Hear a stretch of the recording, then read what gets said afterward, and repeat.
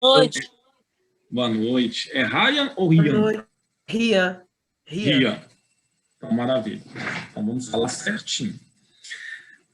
Espero que que vocês tenham tido um bom intervalo aí, né? Desses 15 dias aí. Eu aproveitei para poder ficar fazendo nada, né? Dormir tarde, acordar tarde, ficar assistindo Olimpíadas, ficar reclamando dos juízes lá no skate, né? Eu sou uma pessoa bem passional quando estou torcendo. Tominho, então vamos lá para o que interessa, né? Quero concluir com vocês rapidamente hoje, né? Bom, o objetivo é concluir rapidamente, mas se não der, a gente vai devagar também. Na medida em que a gente tiver dúvida, como eu sempre falo para vocês, vocês vão ali me falando, né?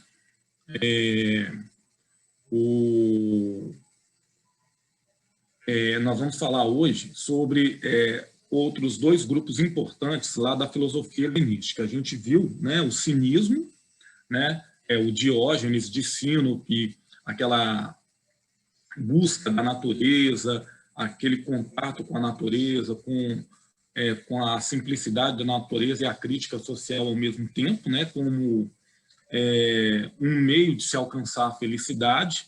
Mas naquela época também nós temos outros grupos filosóficos que estão tentando também responder essa mesma pergunta, né? Que época? Ali em torno do terceiro e do segundo século antes de Cristo, na Grécia. Nós temos os epicureus, ou epicuristas, e nós temos os estoicos. E eles estão tentando responder a mesma pergunta que os cínicos. Como é que eu faço para ser feliz? Os epicuristas, ou epicureus, vão dizer que, para que eu seja feliz nessa minha vida, eu tenho que ter prazer. Quanto mais prazer eu tiver, né, e menos dor, mais feliz eu serei. Mas aqui a gente precisa tomar muito cuidado, porque isso pode ser uma pegadinha.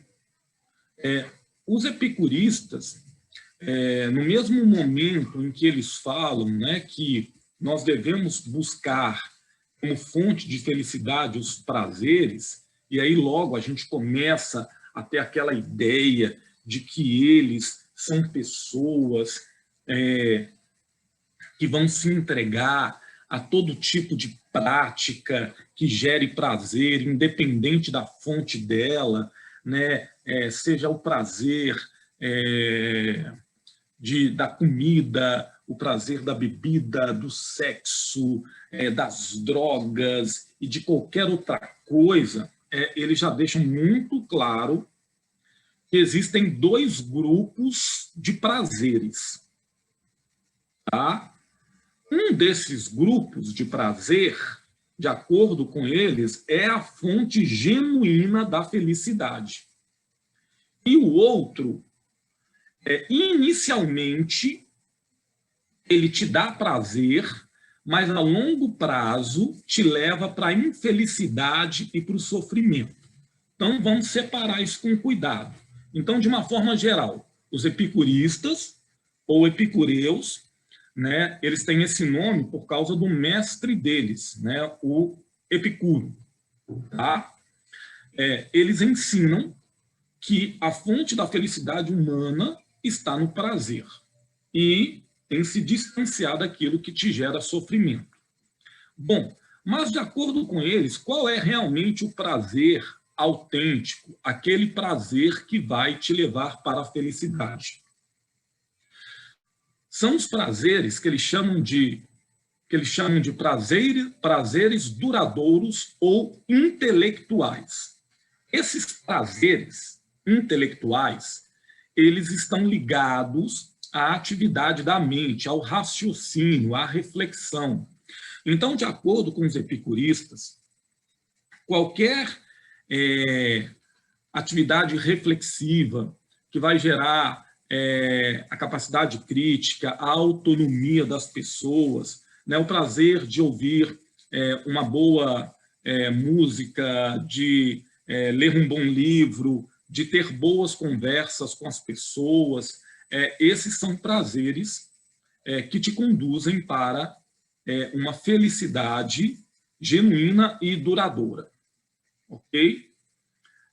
E o segundo grupo de prazeres, eles chamam de prazeres imediatos, tá? E qual que é o grande problema para os epicureus ou epicuristas sobre esses prazeres? Realmente, né, prazeres imediatos, né? Então, são prazeres passageiros. Eles te dão prazer naquele momento. Mas você precisa constantemente estar revisitando essas práticas que geram esses tipos de prazer para que você possa continuar a alcançar satisfação. E eles, por isso, podem te escravizar. Então, vai lembrar muito a lógica da dependência química, né? Do álcool, das drogas, do cigarro, né? Existem muitos relatos de usuários aí que dizem, né, que logo ali no começo eles usavam uma quantidade menor e tal, e com o passar do tempo, para ter o mesmo efeito, a mesma satisfação, eles precisavam usar quantidades cada vez maiores, ou às vezes até precisavam mudar de droga ou daquilo que eles faziam uso. Então, esses prazeres, como comer, beber, ter relação sexual, eles são prazeres, mas eles não te levam para a felicidade, porque eles são imediatos. A satisfação, a felicidade que eles trazem, ela é muito passageira, ela é muito rápida, ao contrário do que o prazer intelectual gera. Tá? Até aqui está claro? Está dando para entender?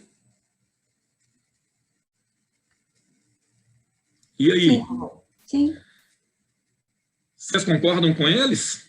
Com os epicuristas, que realmente existe essa divisão, deveria existir essa divisão entre os prazeres e que alguns tipos de prazeres eles podem nos levar para a dependência, para o vício, ou seja, acabam nos levando para o sofrimento ao invés de para a felicidade, enquanto outros realmente são genuínos e nos conduzem para a felicidade?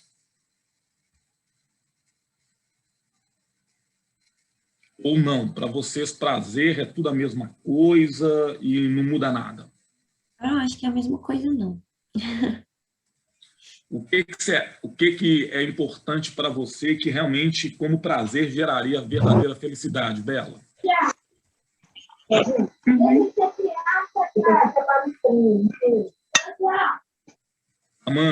Obrigado, Amanda. E aí, Bela? Você tem alguma ideia? Então, é porque você falou desses prazeres que levam à dependência, né? E assim, eu tenho proximidade, né, com gente que tem problema com droga e, por exemplo, para eles é um tipo de prazer, né? E, por exemplo, o que me dá prazer? Por exemplo, fazer um exercício, fazer yoga, estudar, então são prazeres diferentes, né? Não sei se é sobre isso, mas quando você falou dessa questão do vício, isso me veio na cabeça, assim. Porque, às vezes, o que eu vejo? Que é algo prazeroso momentaneamente, mas que depois deixa muita tristeza, entendeu? É muito complicado. Ótimo. E, Bela, você falou uma coisa muito legal aí, quando você fala, né? Tem essas coisas que são próximas de mim, eu vejo acontecendo, mas para mim o que são prazeres, o que gera satisfação para mim, né? É quando eu faço um exercício, quando eu pratico yoga, quando eu estou estudando. É claro que a gente já pensa ali, né? Para identificar com os epicuristas logo de cara aí o estudo. Mas a yoga, praticar exercícios, nós precisamos entender que o conhecimento ele é uma coisa mais ampla, né? Então, quando você fala assim, olha, eu tenho prazer em fazer exercício, em praticar yoga, isso envolve o conhecimento a respeito de mim mesmo, do meu corpo, das minhas limitações, de até onde eu posso chegar, até da minha respiração, né? Então, olha, isso é conhecimento também. Então, entra lá na ideia dos epicuristas, né? De um prazer duradouro, né? Porque traz retorno, traz benefícios aí a longo prazo. Ok?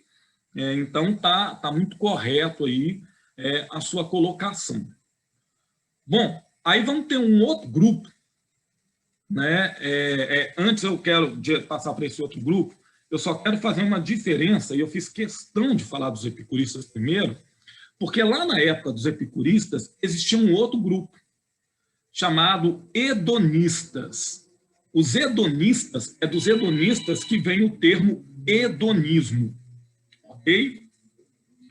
O hedonismo, sim, é uma filosofia que defende que qualquer forma de prazer é válida na busca da felicidade. Qualquer uma. Não tem diferença entre os prazeres, entre aquilo que te dá felicidade, né? Então, é como se eles dissessem assim para nós, né? Ah, ótimo, que bom que a Bela alcança a felicidade através do prazer da yoga, dos exercícios.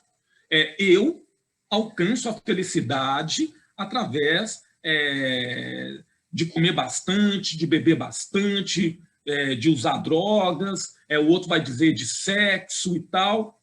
E o hedonismo diz que todas essas coisas têm o mesmo valor, ok?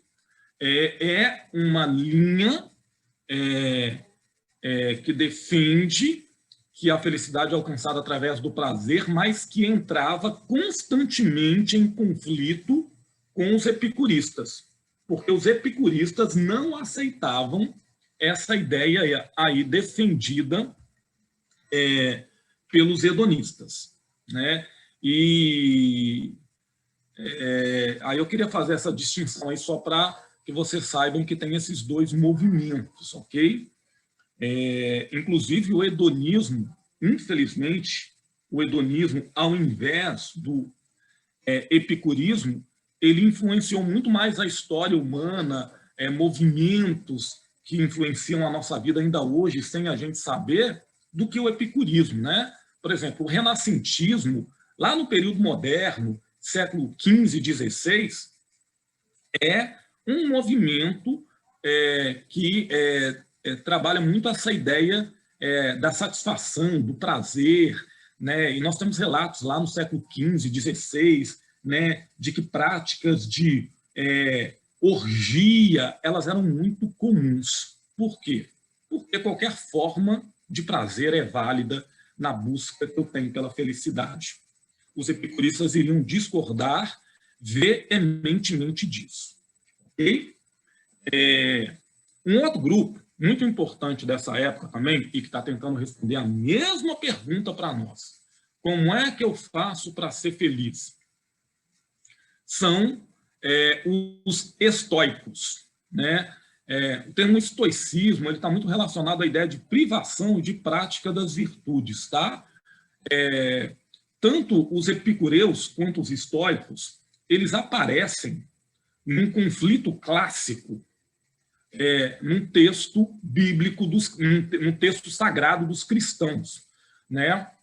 Tem um evento, né? Tem um acontecimento num dado momento que é registrado no livro de Atos dos Apóstolos, em que um dos apóstolos mais conhecidos do cristianismo, que é o apóstolo Paulo, ele chega na cidade de Atenas, né? Atenas é a capital cultural do mundo ainda naquela época, e o Paulo, ele vê uma estátua, né?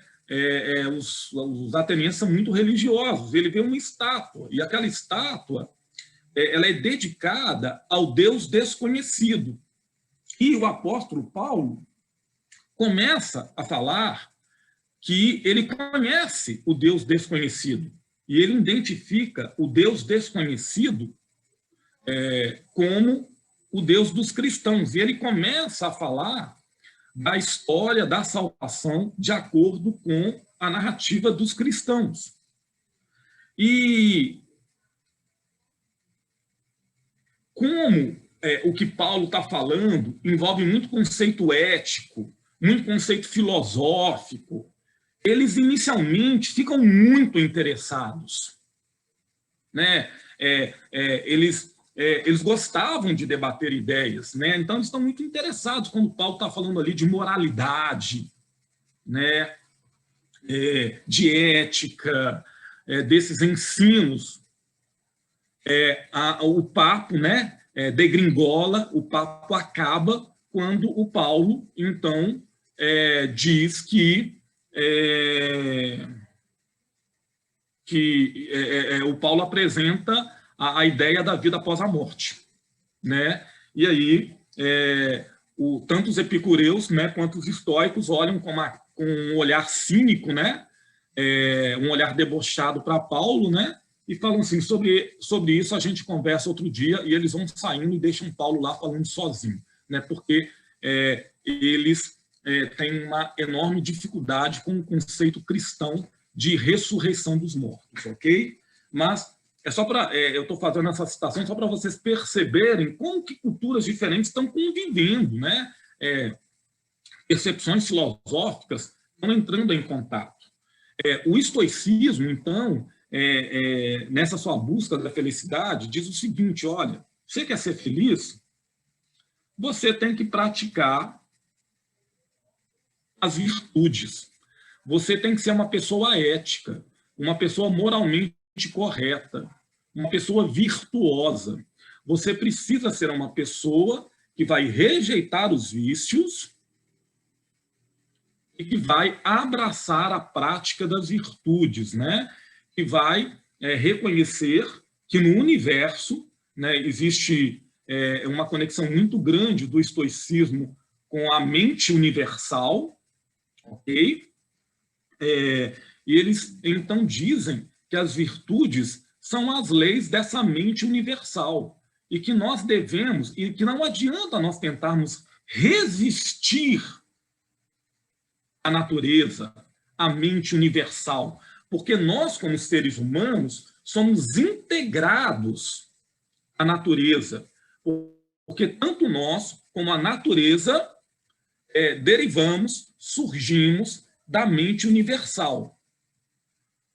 Procure entender que eles não estão falando de um Deus transcendente, de um Deus como o Deus cristão, que está fora do universo. Para eles, o discurso religioso, essa ideia, né, que a gente pode falar religiosa, ela é a ideia de um Deus que está presente em todas as coisas. Nós chamamos isso de panteísmo, né? Deus está na planta, Deus está na Cadija, Deus está no Guilherme, Deus está no cachorrinho, Deus está no gatinho, Deus está em tudo, e tudo é Deus. Isso é o pan, né? Pan é tudo. Né? Teísmo, Deus. Então, para eles não há uma outra dimensão, né? Então é por isso que quando você morre, não tem outro lado, não tem outro lado, ok? Isso aqui é uma opinião ou é uma visão que os estoicos compartilham com os epicuristas, né? Existe um texto muito interessante do Epicuro em que ele diz o seguinte: olha, acostume-se com a morte. Porque a morte para nós não é nada. A morte é uma bobagem, temer a morte. Né? Porque na morte não há sofrimento. E por que eles dizem que não há sofrimento na morte? Porque a morte é a extinção dos sentidos. Presta atenção no que eles estão dizendo aqui. Eles não estão dizendo que no processo que te leva a morrer, não haja sofrimento. Ok? Eles estão dizendo que quando uma pessoa morre, olha, morreu, ela não sente nada. Acabou. Os sentidos humanos, que são os responsáveis pelo prazer e pela dor, cessaram. E aí, os epicuristas e os estoicos, eles dizem, por isso que é ridículo esse sentimento, né? Isso é uma opinião deles, tá, gente? É ridículo esse sentimento, essa angústia que nós, como seres humanos, ficamos vivenciando esse medo da morte. Porque não tem nada para temer. Né? A morte não vai trazer dor, a morte é a extinção do sofrimento. Né? Então, os estoicos aí estão dizendo para nós, viva uma vida virtuosa, uma vida correta, uma vida ética, moralmente. Né? Entenda que você faz parte da natureza, que você está integrado com ela, né? Que você faz parte da mente universal. Só existe essa realidade, que não existe vida após a morte, e você será uma pessoa feliz. E então, galerinha, o que vocês acham aí da opinião, né, dos epicuristas sobre a questão da morte?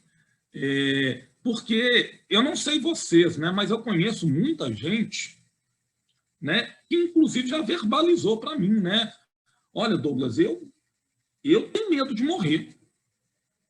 Então, você tem medo de morrer? Você conhece gente que tem medo de morrer ou não? Não tem medo de morrer, não. Eu acho que o que eles estão falando faz muito sentido. E aí?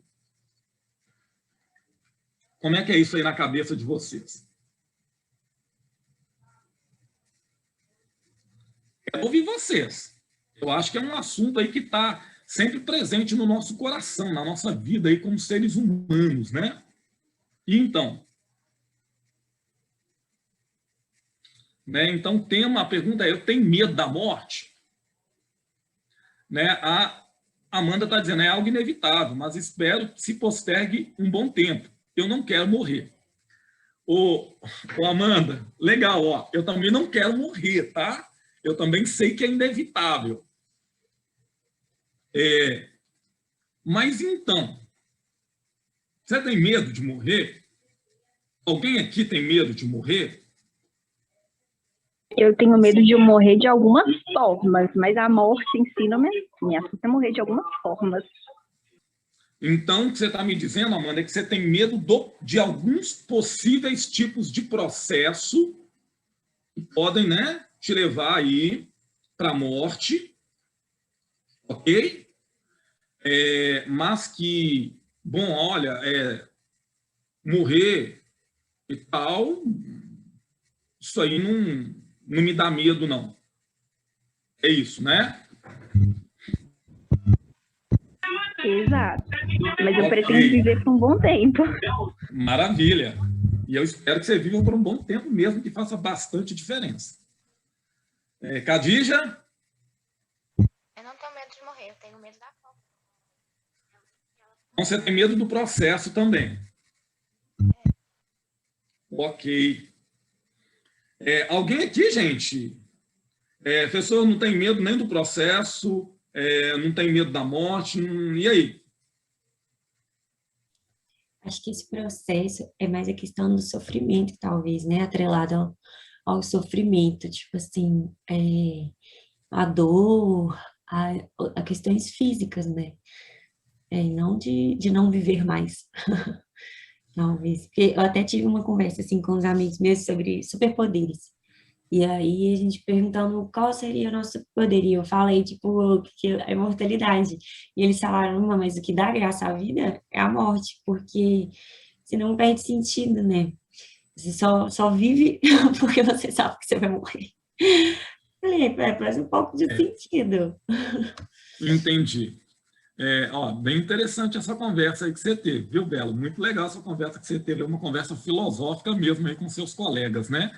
Sabe o que me lembra muito essa história, Bela? A narrativa, né, que está por trás, né, da criação do personagem do Drácula, né? Ele é um imortal, né? E é muito interessante que nas histórias tradicionais do Drácula mostra um sujeito, né, que ele tem tudo, né? Ele tem muito poder, mas ele está sempre precisando se alimentar lá do sangue e tal, mas tem a ver com isso aí, né? Com esse sentimento de perda do sentido. E saindo um pouco do Drácula, indo aí para uma coisa que eu amo, que são quadrinhos, né? A gente tem um super-herói que é imortal, né? Pelo menos enquanto o Sol existir, né? O Superman. E é uma questão angustiante para ele, né? Tem alguns momentos em que, nos quadrinhos, eles trabalham de uma forma muito interessante essa questão, porque ele começa a pensar na questão de quando aquelas pessoas que ele ama começarão a morrer, a envelhecer, e ele vai continuar ali jovem, ele vai continuar no vigor da sua idade, né? E aquilo ali é angustiante para ele, aquilo ali traz sofrimento para ele, né? Essa ideia de que ele é um ser imortal, né? É bem complicado, né? Então aí é bem interessante. Agora, a Bela tocou num assunto, né, que eu acho que traduz muito aí, né, o que a Khadija falou, o que a Amanda falou, que é a questão do sofrimento, né? Por que nós temos medo do processo? Nós temos medo do processo porque no processo existe sofrimento. E aí eu acho uma coisa, eu queria que a gente fizesse uma reflexão que no campo da filosofia atualmente ela é muito importante. É o seguinte, olha só, os estoicos dizem que nós somos integrados, né, à natureza, que nós fazemos parte da natureza, né, que a mente universal criou a todos nós e por aí vai, né, que tudo é divino, que existe uma centelha do sagrado em todas as coisas e tal. É muito interessante quando nós falamos de sofrimento, né? Nós temos medo de sofrer, nós temos medo de morrer, no sentido de passar por esse processo de dor. Eu queria perguntar para vocês se em algum momento da vida de vocês, vocês pararam para refletir por que muitas vezes nós, como seres humanos, nós normatizamos, nós tratamos como normal o sofrimento, por exemplo, dos animais. Né? Olha, sem nenhum problema. Os animais, eles podem ser sacrificados para que nós sejamos alimentados. Eu pouco ou nada me interesso pelo processo pelo qual eles passam. Vocês já pararam para pensar isso sobre essa questão do sofrimento animal? Porque os animais, né, eles são seres sencientes, como nós, né? O que é um ser senciente? É um ser que sente. Eles sentem dor, eles sentem prazer, eles têm uma espécie de raciocínio, né? Eles têm funções básicas. Vocês já pensaram aí sobre essa questão aí do sofrimento animal? Bela está falando aqui com o professor, né? Já demais, não como carne. Conta para mim isso aí, Bela. Como é que é isso aí? Conta para o prof. Eu até ouvi isso aí um pouco. Na verdade, eu já nasci não gostando de carne, mas eu quero fazer Nasceu medicina. Já nasci assim. E pessoal que eu quero fazer medicina veterinária também, então já tenho um apego assim com o animal. Eu acho bem, mas assim, eu não acho que esse consumo está ligado somente ao fato da gente. Acho que tem mais coisa, tipo um capitalismo mesmo, entendeu? Envolvido nessa. Não, eu quero entender tudo, eu quero que você me conta tudo. Tá. Tipo assim, eu acho que Eu tem muito aprendo demais com vocês. Eu acho que tem muito desse capitalismo também que vende essa imagem de que é necessário se alimentar da carne, assim como existe essa indústria do leite que vende que é necessário. Por que que em 1990 o ovo alterava o colesterol? Hoje em dia é ótimo para a saúde, sua proteína. Como é que a mídia muda muito essa questão da venda dos alimentos, entendeu? Então mexe muito com o nosso consumo. Mexe muito não, a gente é totalmente manipulado midiaticamente, né? É isso. E Hum, aí acaba que a gente não tem esse pensamento crítico para olhar para o prato e entender que é uma forma de. É uma política, entendeu? Comer é um ato político também. O que comer, né, até mesmo qual tipo de alimento chega à nossa mesa. Por exemplo, nesse governo horroroso que estamos aí agora, o arroz não vem de 1 quilo mais, agora vem 900 gramas, não sei se vocês já perceberam, e é fragmentos de arroz. O que que aconteceu? O que aconteceu? Porque o preço subiu, entendeu? Então, a gente não para pensar o que está... Assim, a gente sim, né? Eu estou generalizando, mas às vezes sim, essas eu entendi. As pessoas, pessoas eles... no geral. Tipo assim, por que que eu como isso? O que que eu como isso? Entendeu? Como que isso chegou até a minha alimentação? De onde que virou uma cultura me alimentar disso aqui? Eu gosto disso aqui porque eu acho que falta sei lá, um estalo. Não sei, Conta uma coisa aqui para o professor entender, Bela. Você é vegana? Não, eu fui vegana durante 1 ano, porque foi a época que eu morei sozinha, né, ali na Serra. E aí eu voltei para casa da minha mãe. Minha mãe mora aqui em Minas, não. Aí não dá, tipo assim, eu não consegui manter, porque quando eu era vegana eu tinha que fazer tudo eu mesma fazia. Eu fazia meu kefir, eu fazia meu pão, eu fazia as minhas coisas. Então, na hora que eu ia comer, só tinha as coisas que eu comia dentro de casa. Agora, aqui na minha mãe, ela vai ali na padaria, compra um pão, eu vou comer o pão da padaria. Eu chego lá no fogão, tem macarrão, vou comer o macarrão que ela fez, tipo assim, mas eu já fui. E depois que eu tiver dinheiro, o dia que eu O tiver que você está dinheiro, o que que eu você tá morar sozinha, eu tentando, quero voltar a ser. o que você tá tentando fazer aí, na verdade, na maior parte, né, se manter,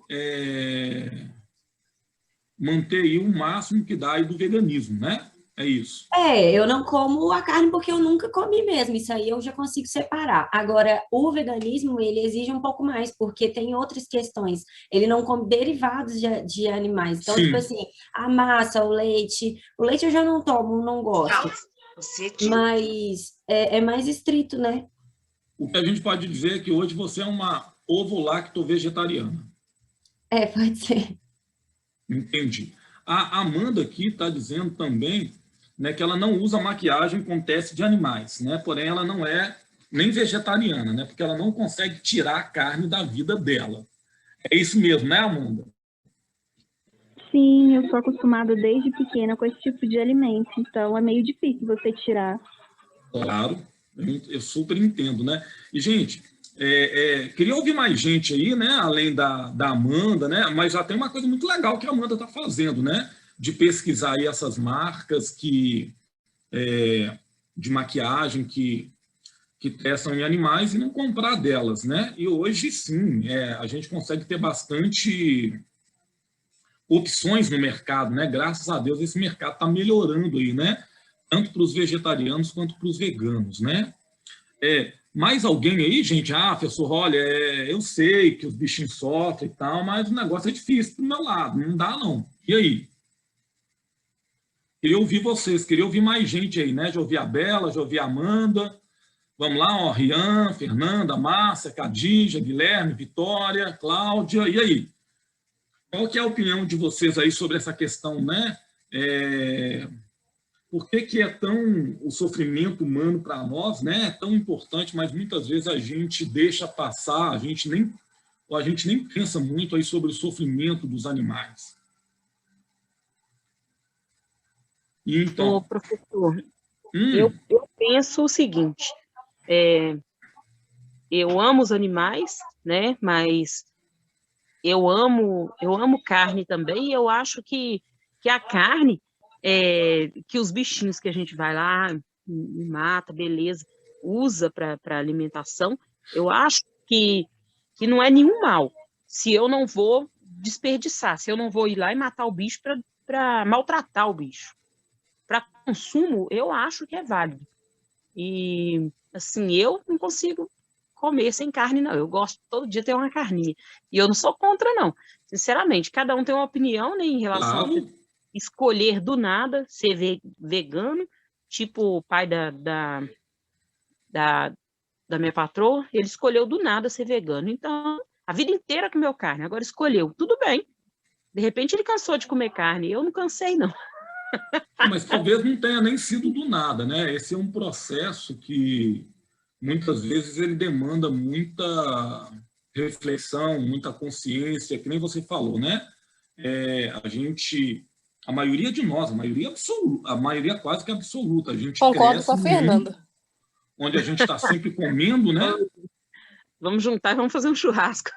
Né? Onde a gente está sempre comendo carne, né? E de repente é difícil, né? A gente largar isso, né? Falando sério mesmo, eu respeito a opinião. Quem quiser né, não comer carne e mesmo assim a gente sair fazer um rodízio, dá para comer bastante salada, dá para comer outra coisa. E eu me lembro que uma vez o meu padrinho, eu ainda era criança, e Sim. o meu padrinho, ele, assim, para mim foi até triste. Eu estou em aula, tá? Fala para a Júlia lá, fala abaixo. Aí, professor, meu padrinho, ele matou um gato, assim, de covardia, para nada. Disse que ia comer e depois nem comeu nada. Isso para mim ficou marcado, sabe? Foi triste. Sim, Aí vocês verem, a gente não faz essas coisas, né? Agora, se for questão para consumo mesmo, aí já é outra história. Entendi, né? Eu acho que cada um tem essa visão, né? Eu acho o seguinte, que cada um tem essa reflexão, a Bela tem a dela, né? A Amanda, a Fernanda, a Vitória, né? E eu entendo Ô, todos prof, os lados. Sim, Vitória, posso pode falar falar. uma coisa? Exemplo Claro são que os pode. índios, né? Assim, eles têm muito contato com os animais, né? Mas, assim, é a única coisa, é o que tem para eles comerem. Igual a carne que mata a fome de muita gente. Às vezes a pessoa, não, exemplo, os índios, às vezes tem um fruto lá e tudo, mas é a carne do peixe, é o que mata a fome deles. Na verdade, a dieta indígena, né, de uma forma, a gente não pode falar de uma dieta indígena, né? A gente tem que falar de várias dietas indígenas, né? Porque são várias culturas diferentes, né? E aí, essas culturas aí diferentes, elas vão trabalhar aí, como é que eu posso dizer? Perspectivas diferentes, né? Você vai ter tribos, né? Elas estão ali mais nas regiões litorâneas ou mais Brasil adentro e tal. E sim, elas vão, né, comer muito peixe, mas você tem aquelas outras que elas são muito voltadas também para frutos, para raízes, né? Tanto, por exemplo, a comida, uma das comidas mais populares do Brasil, né, é a macaxeira. Ou que a gente chama, né, de mandioca. Então, é claro, né, que é importante para eles a carne, mas é importante também a comida, né, o vegetal. E uma coisa que é muito interessante aí, né, que eu acho muito legal que vocês falaram, é que a gente, às vezes, tem uma compreensão engraçada. Eu estou falando porque eu tinha muito essa compreensão. Estou com 45 anos, cara, né? E eu tinha essa compreensão, né? De que vegano, né? O que vegano come? Vegano come salada, né? Vegano come mato, né? Come coisa verde só. E, na verdade, a alimentação vegana é uma alimentação extremamente completa, né? O que ele não come? Ele não come carne. Ele não come derivados da carne, né? Como ovo, né? Como leite, como mel, mas ele consegue fazer carne de outras coisas, carne vegetal, né? Hoje tem de tudo, é um negócio assustador, né? Você vai em mercados mais especializados, você vê isso, um negócio assustador. mas é legal ver aí a opinião, né, diferente aí de cada um de vocês aí sobre esse tema, né? Ver que nós temos aí essas pessoas que elas entendem aí, né? Eu acho que é muito legal que todo mundo aqui tem, né, pelo que eu entendi, tem preocupação realmente com o sofrimento animal. Mas alguns estão dizendo, professor, esse sofrimento animal, ele não é a percepção e entendimento de que o sofrimento animal acontece, ele não vai me levar a abandonar comer carne.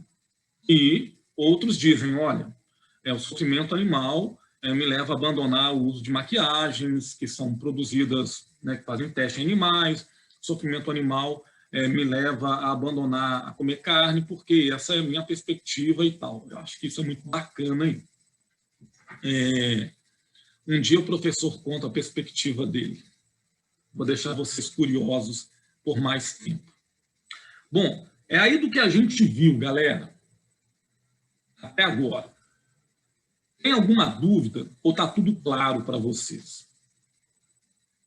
Porque eu vou fazer um salto histórico enorme agora com vocês. Se tiver tudo claro, se tiver tudo ok.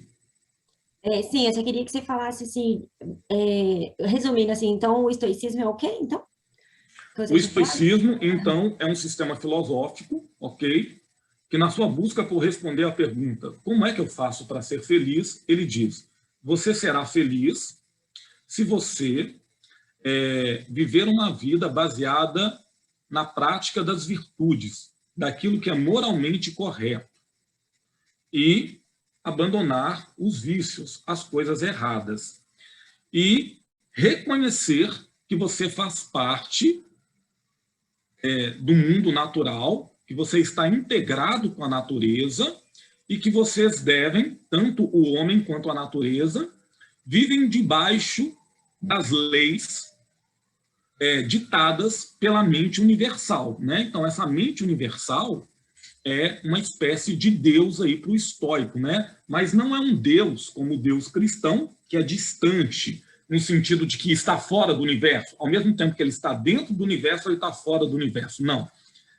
Para o estoico, não existe vida além da morte, não existe nenhum mundo espiritual, só existe esse mundo e a divindade, né, está presente em todos os seres, né? Por isso que tudo é Deus, né? Nós temos partes do sagrado. Tranquilo, Bela?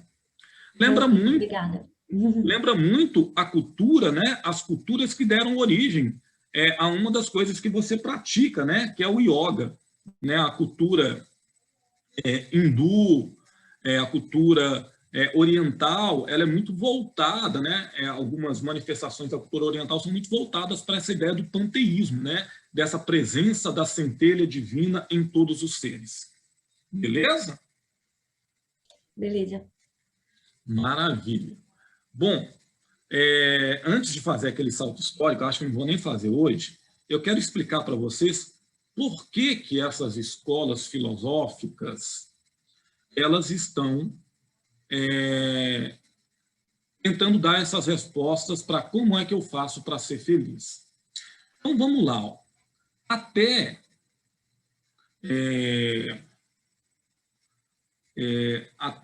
como é que eu posso dizer?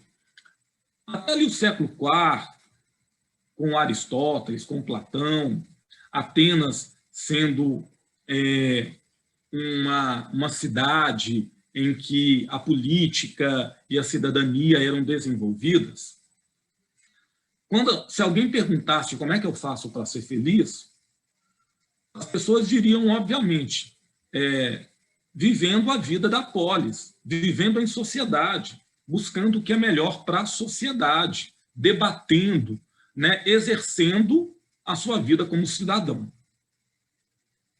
Mas, na transição do século IV para o século III, surge um fenômeno global naquela época, para o mundo conhecido daquela época.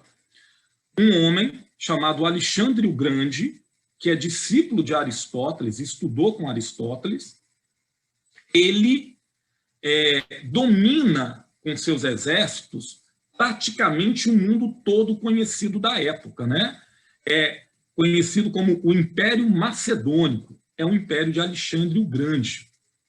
E quando Alexandre o Grande chega na Grécia e domina toda a Grécia, é óbvio que se você é dominado por um império, você não é mais um cidadão, você perdeu seus direitos políticos. Você agora é um súdito, você faz aquilo que o imperador mandar. Né? No império, não há... o império é um modelo, é um regime político autoritário. Né? Manda quem pode. Quem pode? O imperador. E obedece quem tem juízo. Porque o imperador tem direito de vida e morte sobre seus súditos. Então, os homens naquela época, eles estão buscando a resposta: como é que eu faço para ser feliz? Porque agora eu não posso ser feliz mais exercendo os meus direitos políticos, porque eu não tenho mais direitos políticos. E é por isso que essas escolas filosóficas, o cinismo, o epicurismo, o estoicismo, vão dar respostas que têm a ver com o interior do homem, com aquilo que habita o coração dos homens. A Bela falou, né, que essa questão do veganismo, de não comer carne, é um ato político. Essa busca da felicidade lá no interior também, que essas escolas filosóficas estão ensinando para aquelas pessoas, é um ato político também. Por quê? Porque quando eles começam a dizer: olha, você vai ser feliz tendo prazer, você vai ser feliz imitando a natureza e desenvolvendo um senso crítico sobre a vida social, você vai ser feliz praticando as virtudes, isso tem a ver com o meu ser interior. E aquilo que está lá dentro de mim, o imperador não pode controlar. Ele não tem como, ele pode me matar, ele pode me mandar fazer tais e tais coisas, mas ele não tem como controlar aquilo que se passa dentro de mim, aquilo que eu penso, aquilo que eu acredito. E é por isso que essas escolas filosóficas, elas dizem: é no interior, é dentro de você que você vai encontrar a felicidade. Elas só dão respostas diferentes para como essa felicidade é encontrada dentro de mim ou no meu corpo. Umas dizem que são prazer, a outras dizem que é a imitação da natureza, e a outra diz que é a prática de virtudes. Né? A Amanda está perguntando, né, professor, qual que é a busca da felicidade que mais se aplica no contexto atual? Amanda, hoje a gente vive num mundo aí que é muito diverso, né? Então, nós temos pessoas que buscam a felicidade de diversas formas, né? Nós temos pessoas que fazem do prazer aí o mote, né, para alcançar a felicidade. Temos pessoas, né, isso se dá muito no campo da religião, que são muito voltadas para a prática da virtude para alcançar a felicidade. Nós temos muitas pessoas aí, né, veganos, são um exemplo disso, né, que para alcançar a felicidade eles estão aí em contato com a natureza, eles estão imitando a natureza e por aí vai. Ok? Então, é muito diverso isso hoje, tá? É a Laura, né, que vai dar aula agora, né? Queria só pedir um minuto. Bela, me conta aí, o que te faz lembrar 1984? Eu sei que é a obra do George Orwell, né? Você está falando aqui. O que te lembra 84 aí no que eu falei? Que você estava falando que dessa questão do interno, de estar dentro de você, e no final do livro, o governo lá, ele não queria matar as pessoas, ele queria entrar nesse espírito, assim, nessa ideia, no idealismo, no que a pessoa acredita, e fazer ela acreditar no que o governo queria que acreditasse, corromper, entrar na alma, assim. Eu lembro bem dessa conversa, assim, do general com o principal lá, e ele deixando isso bem claro, assim, que ele não quer a mente, ele quer a alma, ele quer o que você sente, ele quer manipular até esse sentimento. E aí você falou dessa coisa do interno, né, de que está dentro de você, e isso me lembrou essa conversa que eu li lá.